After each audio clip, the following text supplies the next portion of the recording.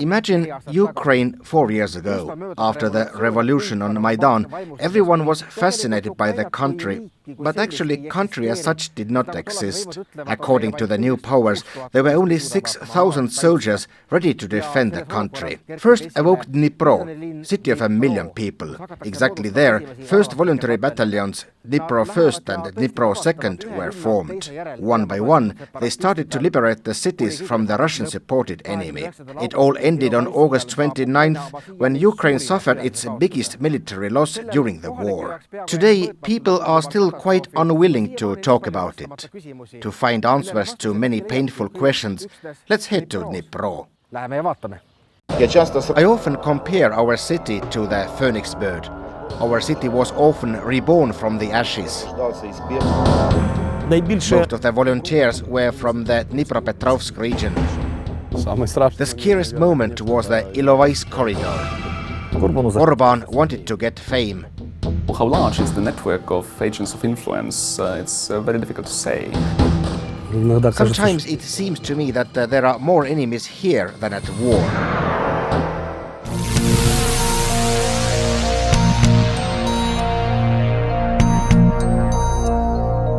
Я відчуваю себе самою нещасною.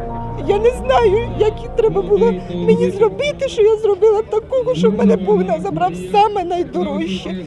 Але якщо так уже сталося, що нас тисячі батьків пережили таку втрату, ми не маємо права складати руки. August 2014. Ukraine is in for a shock. In a couple of days, almost 500 soldiers are killed in a small town of Ilovaisk. It's more than 1/10 of all the losses that Ukraine fighters have had to endure during their 4 years of war with Russia. Mothers and widows remember. Як він загинув, я тільки знала, що він там. Ця людина не хотів маму тривожити, щоб мама не плакала, бо це така дитинка була. And yet, after about 4 months of fighting off the little green men from Russia and the supporters, the victory seemed to be at hand. So-called separatists were retreating all over the front. From the 1st of July 2014, Ukrainian security forces started a full-scale operation trying to liberate Donbas from illegal groups armed by Russia. Till the middle of August, Ukrainian armed forces already regained control over 60% of Donetsk and Luhansk regions. Actually, they even encircled Donetsk and Luhansk. The victorious offensive came to its end on 20th of August, when regular Russian troops invaded Ukraine. They surrounded the connection of regular troops and volunteer units near the town of Ilovaisk, not far from Donetsk. What followed was hell on earth. There seemed to be an arrangement with Russian troops which came over the border to allow Ukrainian troops to retreat via so-called Green Corridor. At some point, the Russians claimed that they had agreed to something else and started firing as in a shooting range.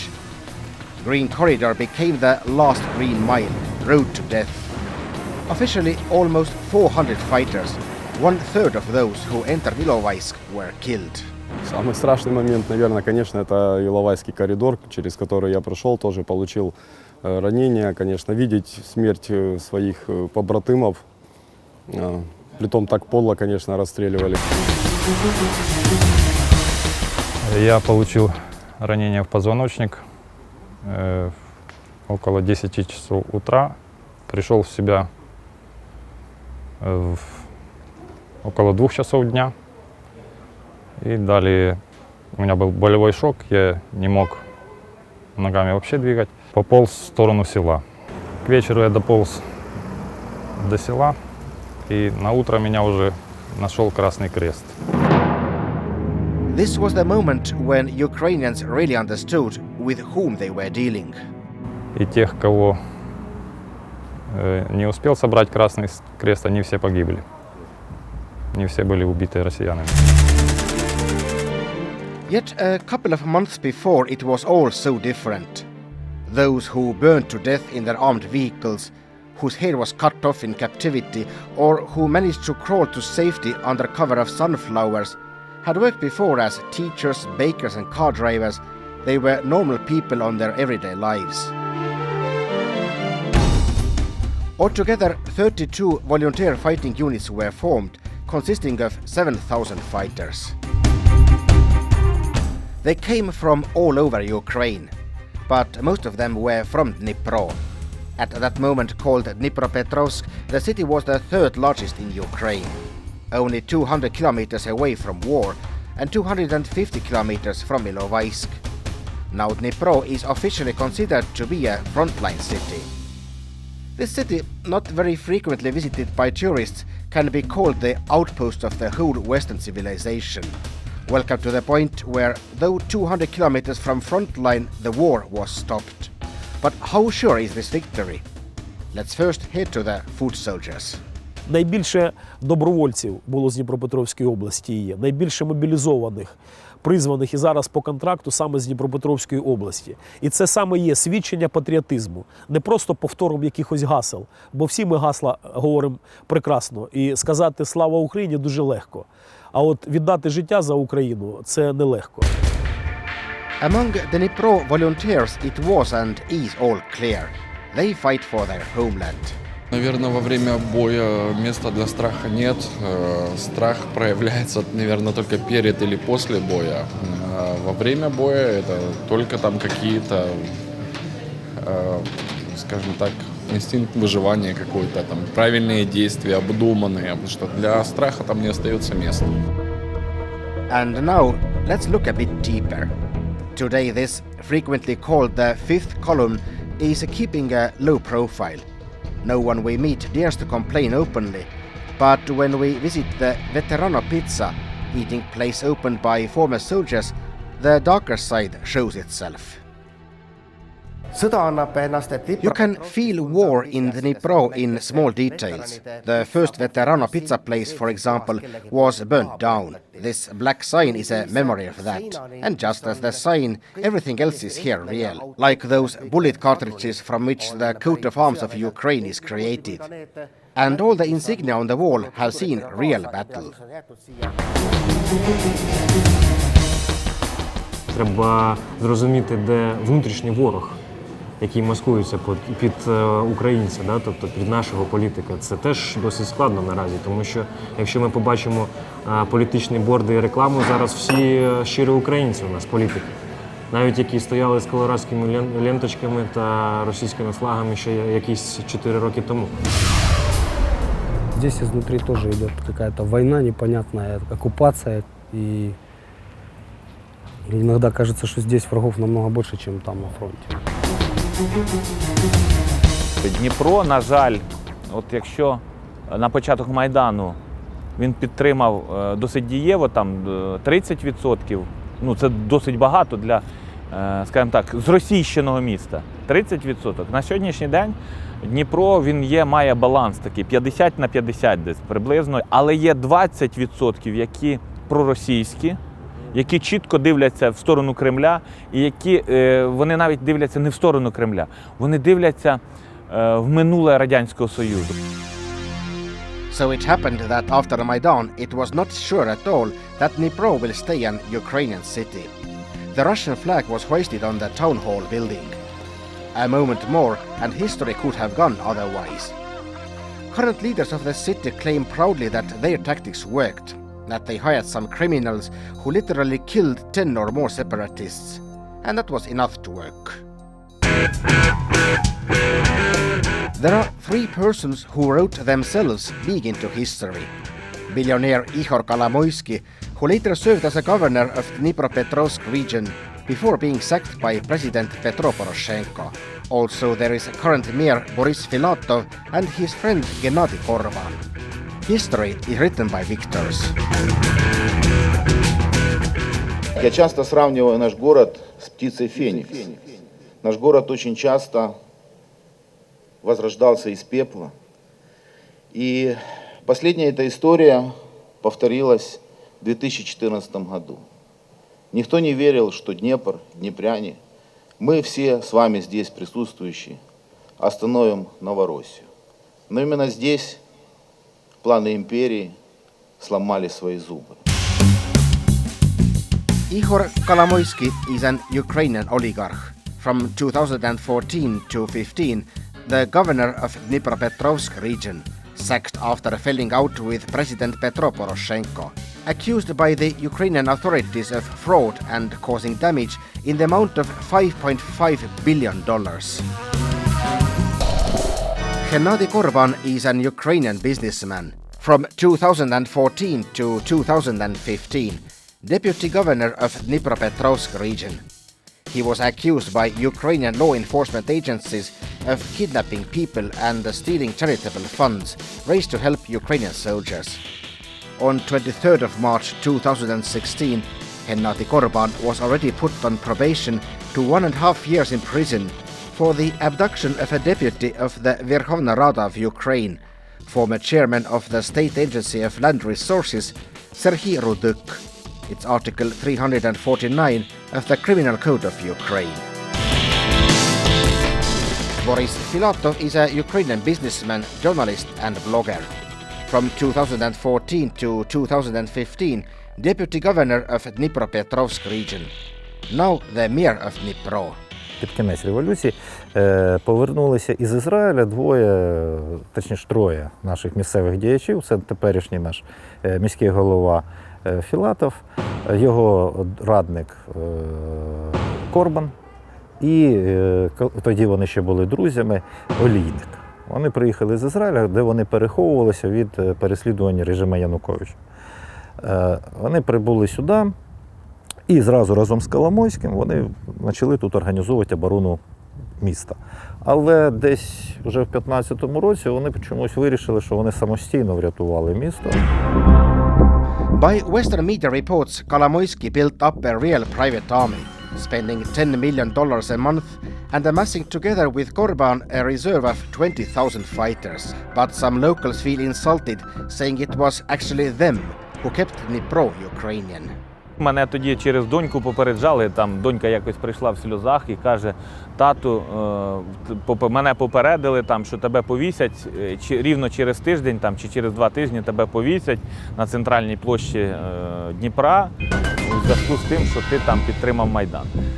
Так, тоді якраз було таке, знаєте, визнання: ти українець чи не українець? Ти хочеш жити в вільній країні чи не хочеш? Чи ти хочеш бути холуйом Росії? От тоді таке, знаєте, проходила прямо така риска, і кожен робив для себе вибір особистий. Чи він хоче бути холуйом Росії, чи він хоче бути вільним українцем. Всі почали раптом розповідати, що вони начебто із Ізраїля дзвонили сюди по телефону якимось уголовним елементам, і ці уголовні елементи тут щось порішали.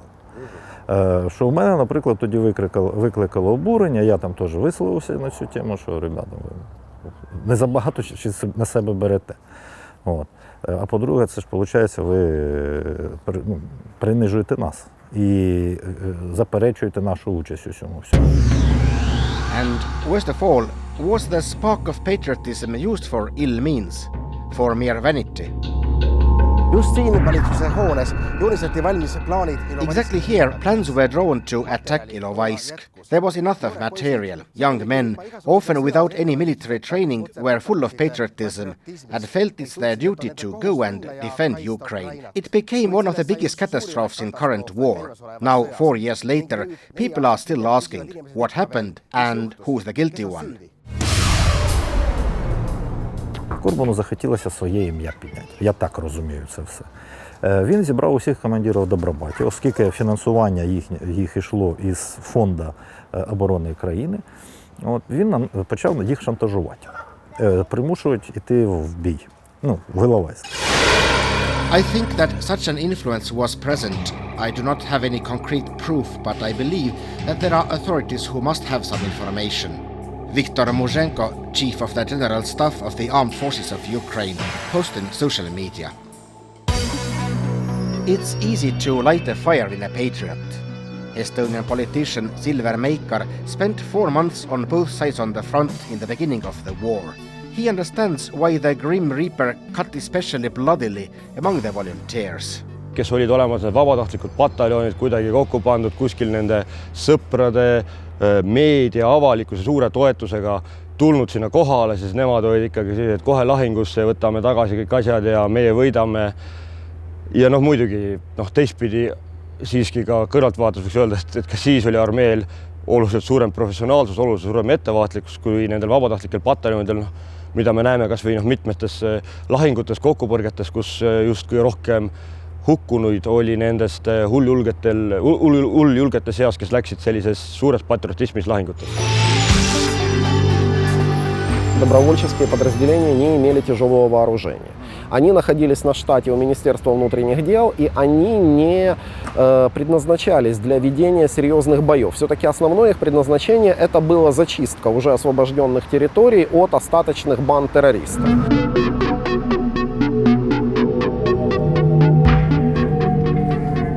It's somewhat black and white in war. There's enemy in front of you, comrades beside you, and homeland behind you. Still, if you look to the homeland a bit further, you can start to feel suspicious. Are they really standing behind you? Ukraine's politics is an interesting mixture of corruption, abuse of law enforcement agencies, and personal business interests. Mir Filatov's proudly announced friend Gennady Korban was once tried but never convicted, among other things for kidnapping. His supporters claim it happened because he fell out with the current president Petro Poroshenko. But now that he has returned to Ukraine, independent activists see with big worries how the self-proclaimed saviors of Dnipro turn it into their personal project of enrichment. Коли ми почали досліджувати, куди йдуть кошти від ремонту вулиці Курчатова, щоб ви розуміли, це десь 120 мільйонів гривень за відрізок 2 кілометри. Тобто не досить довгий відрізок і, як на мене, сума завищена. То тоді ми побачили, що з субпідрядними організаціями виступають фірми близькі до Геннадія Корбана. Ситуація досить неоднозначна, коли ми чітко в документах бачимо спорідненість фірм, учасників, спорідненість документів і так далі. Тому я вважаю, що великі тендери в нашому місті проходять досить непрозоро і в них зацікавлені конкретні особи.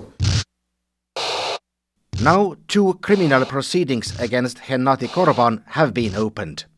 The first, dated 17th of November 2017, for establishment of business entities to cover illegal activities, legalization of proceeds from crime, forgery of documents of a number of business entities to cover illegal activities. The second, dated 15th of August 2014, on suspicion of Gennady Korban and others of committing a criminal offense. Misappropriation, embezzlement or conversion of property by malversation, unlawful appropriation of a vehicle, hostage-taking of a representative of public authorities or a law enforcement officer.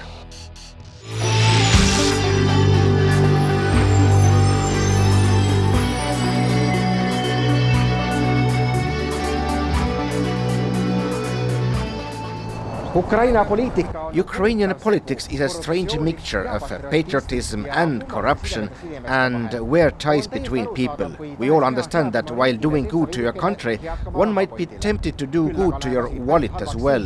It becomes worse when people around you can do much harm. For example, and this is a serious example, let's take Valery Chornobuk. Before that, he was a judge in Crimea, where he called upon to study Russian law and enact Russian legislation. But despite that, for some years he was able to work as an advisor for Mir Filatov. Now that Ukrainian SBU service wants to sentence him for 15 years for treason, he has escaped without trace.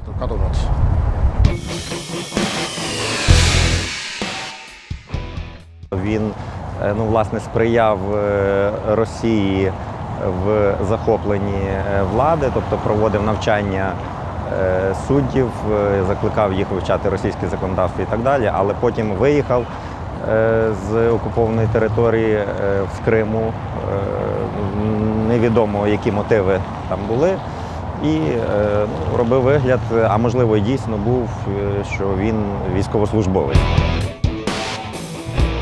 Звісно, у нас тут п'ята колона була завжди. Ну, з Чорнобуком тут це взагалі ідея в чому? Він був кримським суддєю, і якимось боком як там з'явився тут. Дуже мене дивує, що він пригрівся при команді Коломойського. Чого? Тому що він людина одіозна, він людина явно проросійська, явний ворог. От, був зрадником, і це задокументовано. От, але був пішов під крильця до Філатова. Той мотивував це чим? Що не вистачає кадрів, доводиться користуватися тим, що є, і брати негодяїв. Коли взяли Чорнобука за горло вже, виявилося, що він такий бандит. От, якась дивна теж була реакція у Філатова, він намагався його захищати. The leaders of the city themselves don't find either time or will to explain those abnormalities. But if something looks like and acts like a Russian agent of influence, he can easily be one. And not only in Ukraine. How large is the network of agents of influence? It's very difficult to say. Some of those well-known public figures are recruited very openly to appear on those propaganda channels and promote what the Kremlin has defined as their interest. Others operate much more subtly, and some, I suppose, are what are sometimes called useful idiots, or people who unknowingly or without really admitting it to themselves serve the cause of the adversary. В самом Днепре, да, понятно, тоже пророссийских людей в Днепропетровской области, скажем, пророссийских каких-то сил, они имеют определенные позиции. И, к сожалению, тоже мы видим, что они тоже никуда не делись. Вот сейчас Днепр, который выступил как такой, как краеугольный камень вот этой обороны востока Украины, обороны центра Украины, вообще для того, чтобы украинское государство сумело выстоять во время той агрессии, то сейчас, когда определенные интересы перестали где-то совпадать, да, с государством, то есть, скажем так, олигархические группы, они живут все равно по своим законам. It's hard to explain this to the sincere defenders of the homeland. What's more, the fate of Dnipro hasn't been sealed yet, as has not the outcome of the war itself. It's hard to fight a war when you are not sure if your back is defended. There are horrible scenarios possible. Ukraine's fate decided in great corridors. It's especially hard as a real war in trenches continues to take lives on almost daily basis. Just when we visit Dnipro, 5 soldiers are killed and more than a dozen wounded. Когда перемирие, то мы в основном его мы соблюдаем, а не они. На той стороне им на перемирие все равно, а нам нельзя стрелять, даже в ответ.